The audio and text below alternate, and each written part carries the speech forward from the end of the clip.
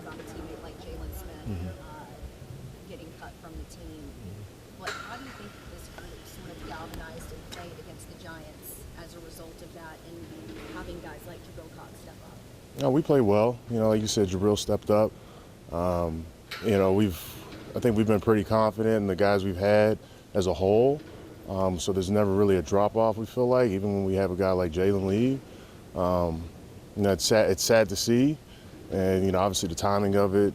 I'm sure guys aren't too happy with that, but it's a business, and we all know that. And as cliche as it sounds, is this next man up, and I think guys stepped up, like I said. So we'll continue to have guys do that over the course of a year, and we'll be fine.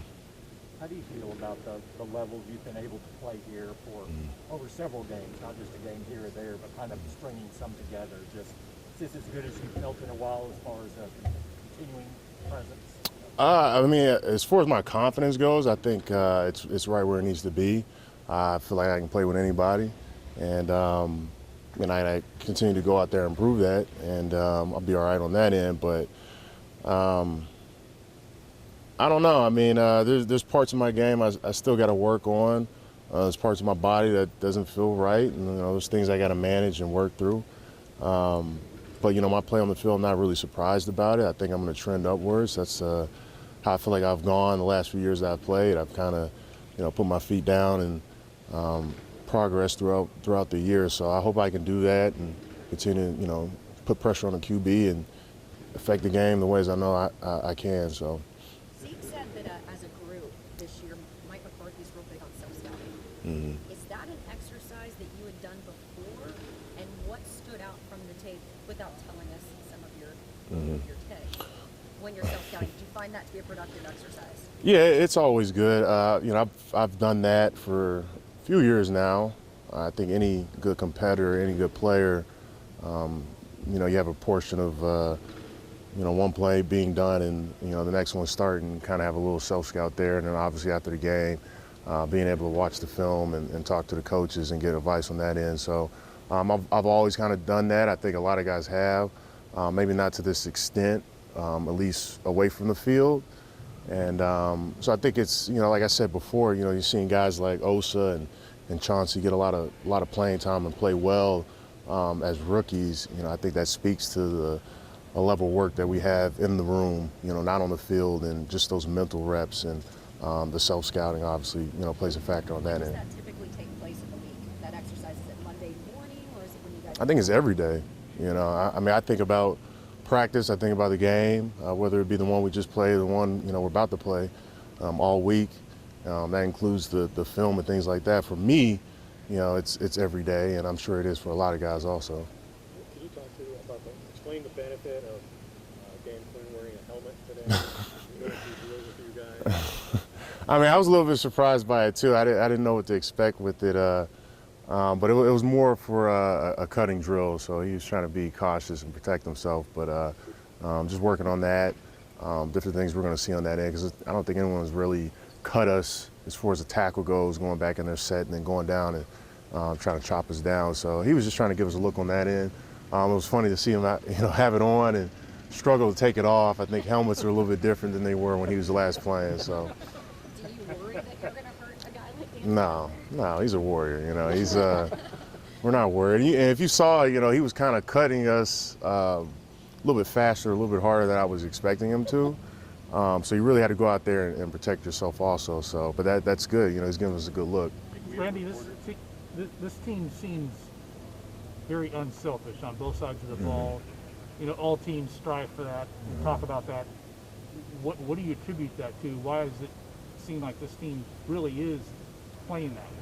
Well, I think that speaks to first off, the ownership, the front office and the coaches being able to put the guys, on this team that we have. And, we're lucky to have a lot of guys that are selfless, and, including myself. And we all understand that, we're not going to get to where we want to get to. We're not going to win the way we want to win and dominate if we don't have everyone's, best play on the field.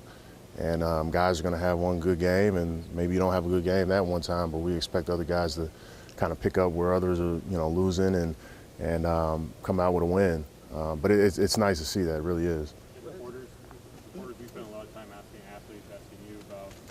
overcoming adversity, overcoming different aspects of what that would entail.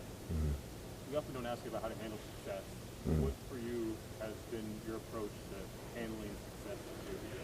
Well, I've always had little successes within a lot of failures, and I think it's funny the way you worded it, because I feel like I handle failure decently, but I don't handle success very well.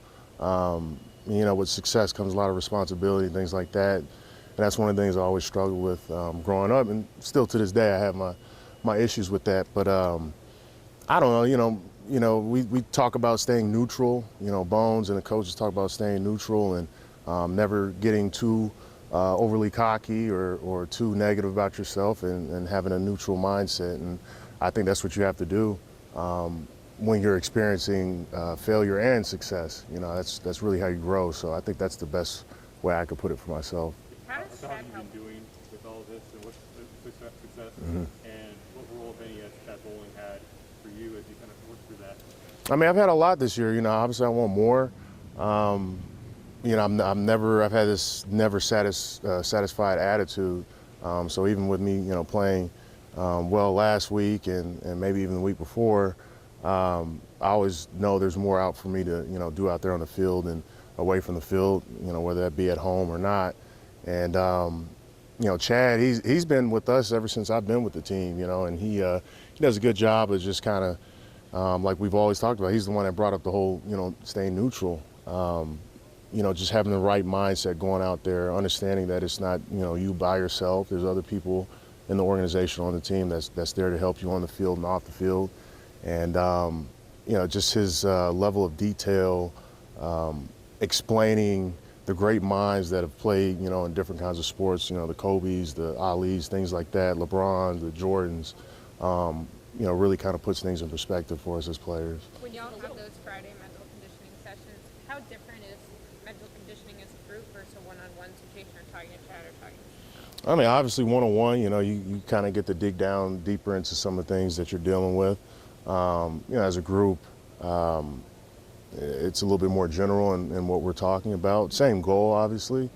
But, there's some things you're going to take from it that may not be for you, and some things that you'll take from it that speak to you highly. So I think that's probably the biggest difference, I would say. Mentally, are you in the best place you've been in a while mentally? I would say I am. Yeah, I would definitely say I'm in my best place, and probably have my best understanding of my flaws and the things I do well. And I say it all the time, I still make a lot of mistakes, and I really do. But I don't get too far out of touch with reality and what's in front of me, whether it's good and bad. And it's always been a day-to-day thing with me, week to week. And done a pretty good job over the course of the last 2-3 years, and continue to do that. Randy, what's the biggest impact success a little bit harder being with this franchise, because there's always such a spotlight on the Cowboys?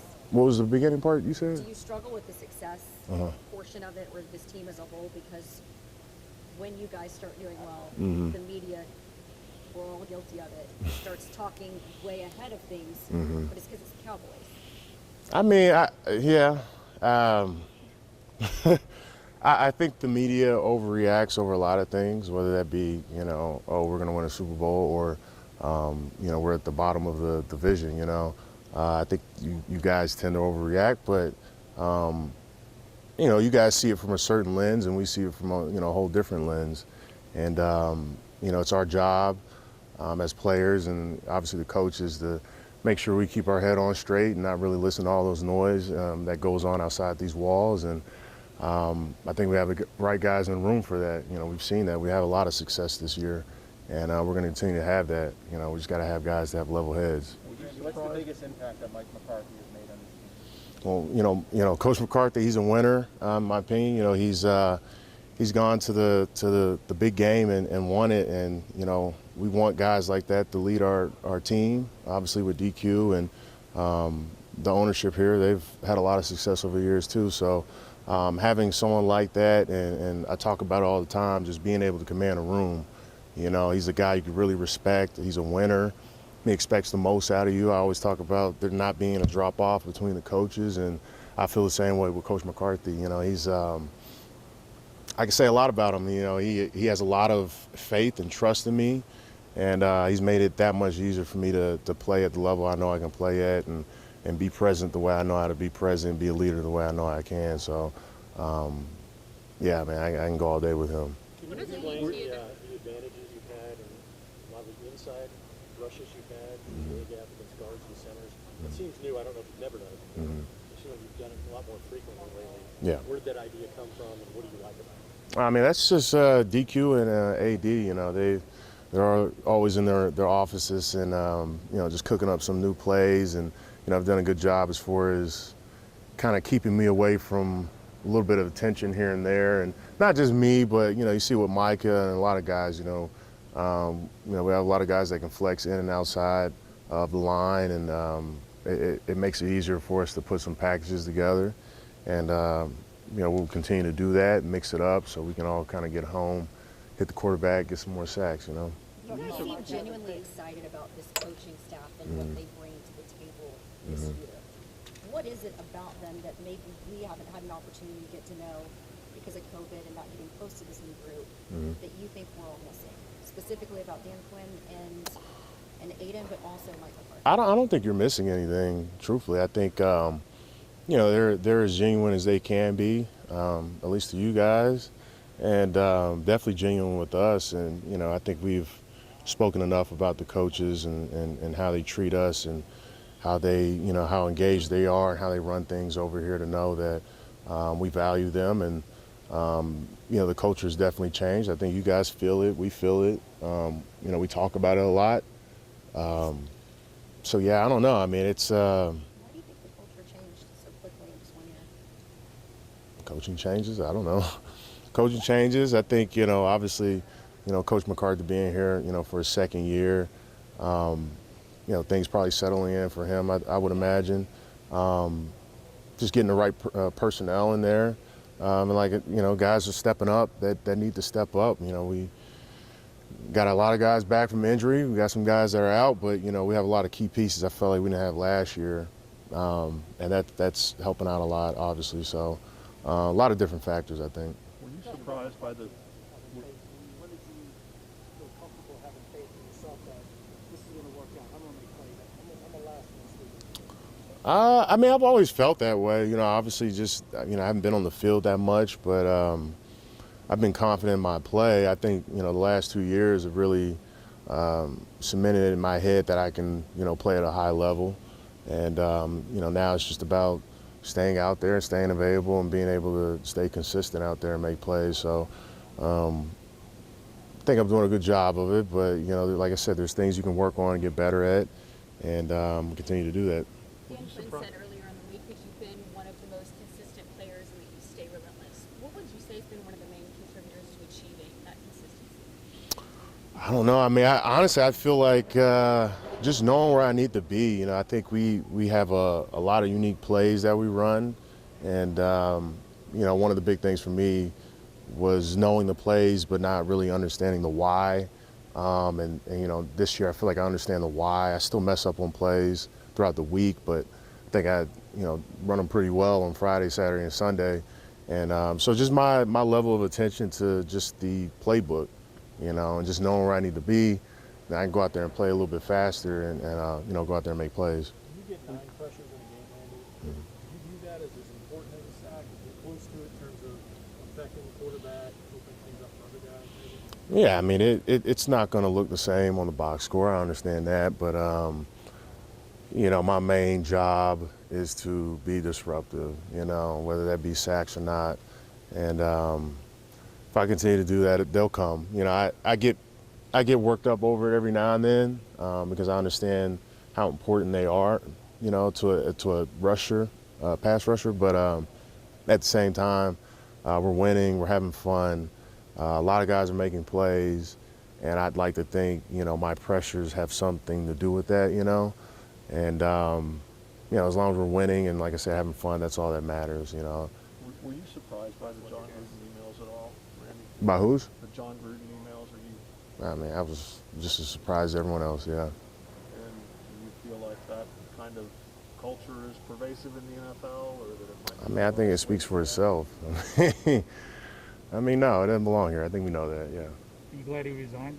What was that? Are you glad or? I don't Appreciate think any of that needs to be in the league. No, I think we're all old enough, and I think we all understand what's right and what's wrong in this situation, and so I think it handled itself. Did Yeah. McCarthy address it? No, has nothing to do with us. Well, Thank you guys.